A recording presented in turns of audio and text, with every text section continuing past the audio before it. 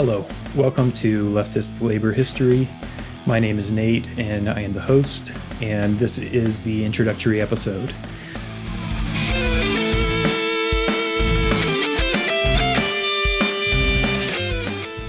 This is going to be a series looking at U.S. history from a labor perspective.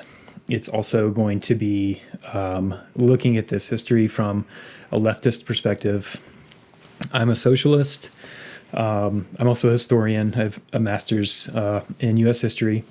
I am making this series because I think that it's a useful history for leftists to know about. To agree with me on every point. I think this will be instructive for anybody who wants to learn about U.S. history or labor history in particular. So the plan is to have 10 episodes, and each one should be able to stand on its own. So if there is a topic you are most interested in, you can go straight to that one. But that being said, I do recommend that you watch the whole series, get the full sweep of history. A lot of this stuff is nuanced. It is a complicated history. And I'm going to be revisiting certain themes, certain topics, the devil's in the details, as it were. That's something that makes this a daunting thing to look at and to study and to try to extract some kind of knowledge from. But I think that's kind of the virtue of this type of history. This is where the rubber meets the road, as it were. The bad news is there are not a lot of takeaways. There are not a lot of easy lessons, just because there are a lot of ways to make mistakes. But those mistakes, the good news is those mistakes have already been made. So we are able to learn from the mistakes of the past. So in that vein of things being complicated and nuanced, I want to kick this off with an introduction of the way that the left has had a complicated, somewhat critical relationship with organized labor. And this goes back to Marx. So Marx, who, just to kind of refresh, Marxism is really the central focus is on labor. Labor is the source of all profit, specifically the exploitation of labor. So despite labor and workers and the working class being pretty much the principal focus of Marxism, he did not really outline in very specific terms what he thought the role of labor unions should be. So Marx did have a few things to say about organized labor. So in 1866, when he was helping to organize the International Working Men's Association, or the First International, he had this to say about the trades unions. The only social power of the workmen is their number. The force of numbers, however, is broken by disunion. The disunion of the workmen is created and perpetuated by their unavoidable competition among themselves. Trades unions originally sprang up from the spontaneous attempts of workmen at removing or at least checking that competition. So this is pretty intuitive, right? So wage labor is becoming more prevalent, and what the capitalist class, what the bourgeoisie does is pits working people in competition with each other, right? So that's the disunion. They're competing with each other for the jobs. He goes on to say, the immediate object of trades unions was therefore confined to everyday necessities, to expediences for the obstruction of the incessant encroachments of capital, in one word, to questions of wages and time of labor.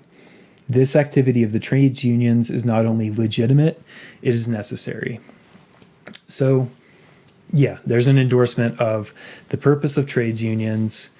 You get workers together, they're going to advocate for wages and for better conditions. That's that is inevitable, that is necessary, that is good. But Marxism requires something more of organized labor. So Marx goes on to say, apart from their original purposes, they must now learn to act deliberately as organizing centers of the working class in the broad interest of its complete emancipation.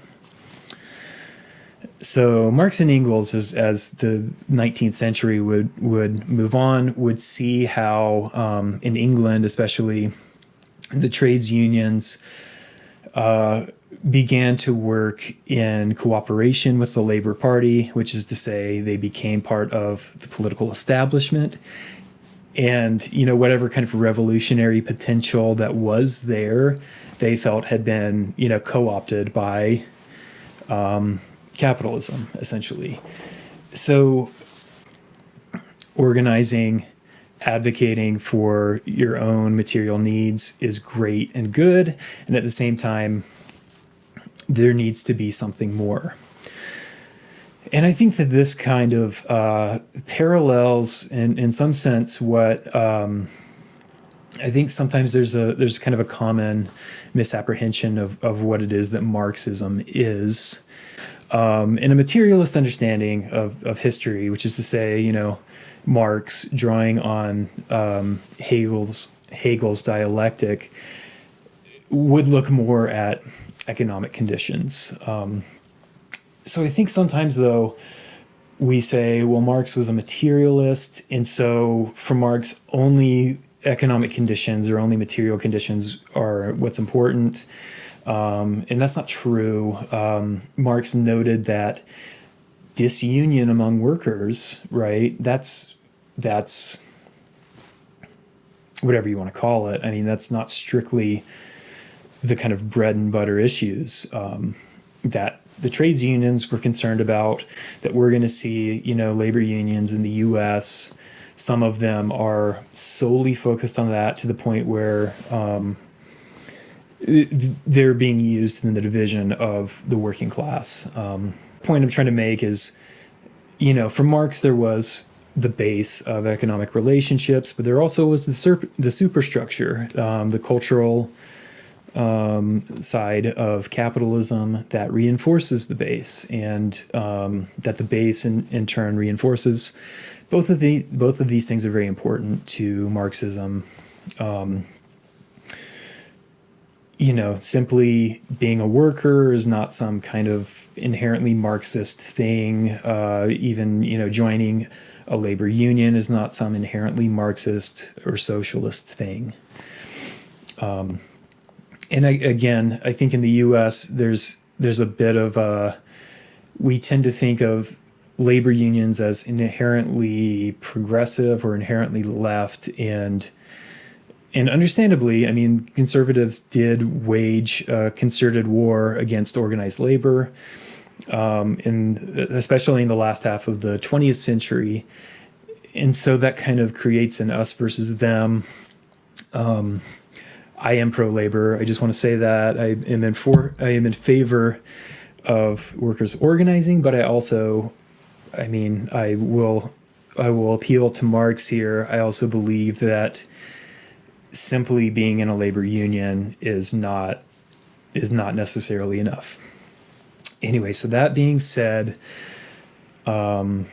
we've got a somewhat rocky road ahead of us, but I think it's going to be very useful. I think it's going to be very instructive, and I hope you will tune in to the next episode. Thanks.